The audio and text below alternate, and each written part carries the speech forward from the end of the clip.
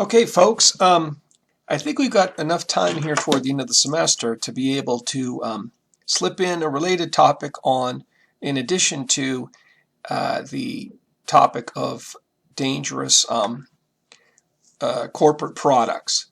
I feel like we've got a little bit more time. We can expand on that a little bit further with an additional area, historical area, where we've seen corporations engage in unethical behavior in order to sell a product to make a profit at the expense of the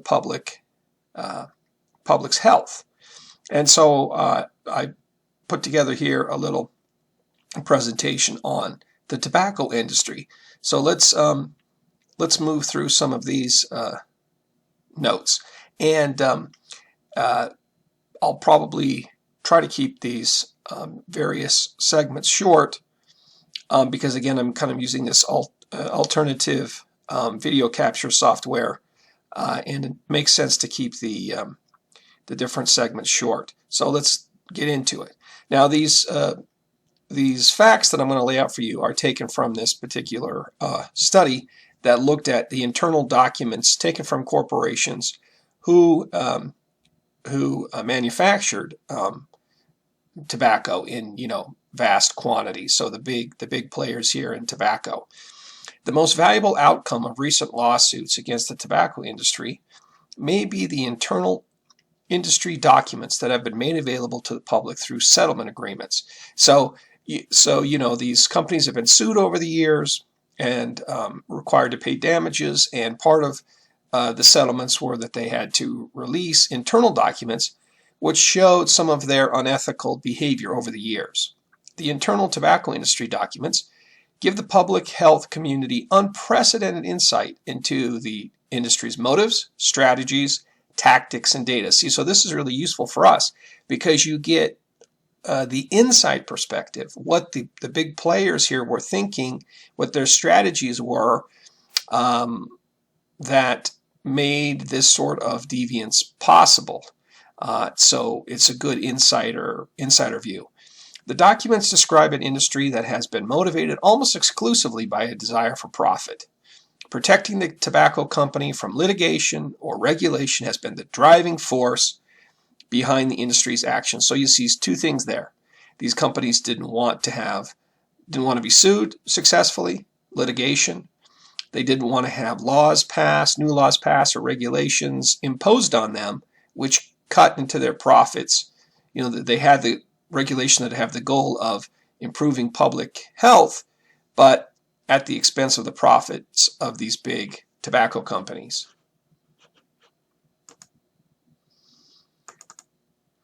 The documents show that the tobacco industry has been engaged in deceiving policymakers and the public for decades. Now, this is getting to be a little bit of an old story, but still, even though it's a bit historical, it's a little bit past this, still it's really relevant because these tobacco companies are still selling plenty of cigarettes, and not only in the United States, but more so in much of the rest of the world. So in a way, these issues are still very relevant.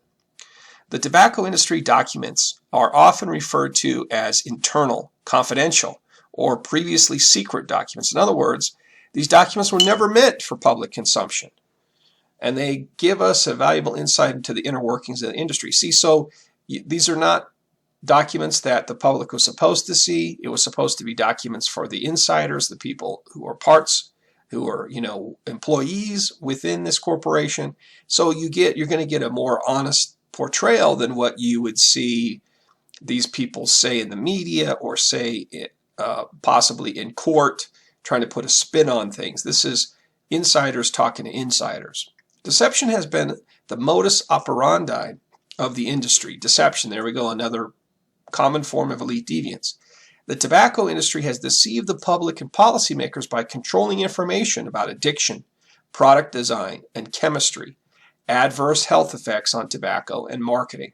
So their strategy here for decades has been to spin and deceive about the dangerousness of their product, the addictive properties of the product, and the adverse health effects of tobacco, and also deceptive about what they're doing in terms of marketing and persuading people to buy their product. The industry has often attempted to hide its involvement in these deceptions by working through third parties and front groups in all areas of activity that it viewed as posing a threat to profitability. So what you do to kind of not put your name on what's going on, you basically delegate some of this spin, this manipulation, off to other, front groups. In other words, other organizations that are really working for you and trying to defend what you're doing as a tobacco company, but making it seem like they're independent or it's a separate voice that with expertise that seems like it's independent of the big tobacco companies, but indeed is paid by them, supported by them, and that they're going to tend to say things that are helpful to the company as opposed to what's simply the truth or what's good for the public.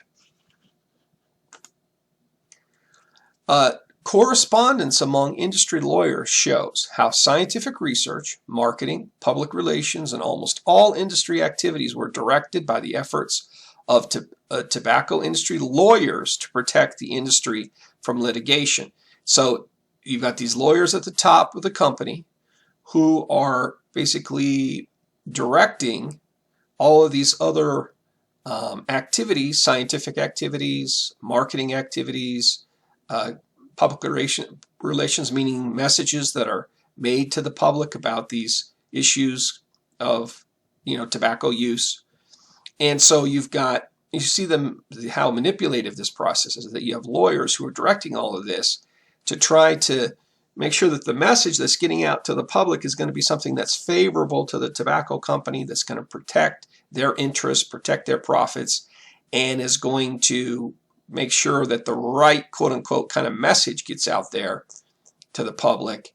Whether it's true or not, it'll be a message that'll be helpful to the company.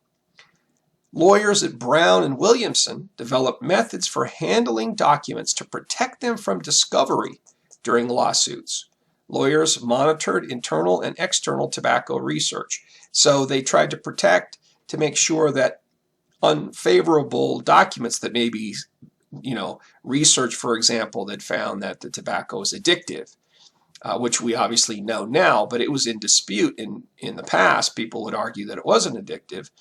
And so these lawyers would manage these documents and make sure that unfriendly documents that made them look bad, didn't end up in the hands of the other side in lawsuits. So you had plaintiffs in the lawsuits who were saying, "Hey, my health has been ruined by your addictive cigarettes, and so I'm going to sue you for that." And you're supposed to, when you get sued like that, you're supposed to turn over any evidence that is going to help the other side. You have to be honest and share evidence. Well, we see here that these lawyers for this company, Brown and Williamson, were not always good at sharing documents that could hurt their side. That goes against the ethics, the rules of law.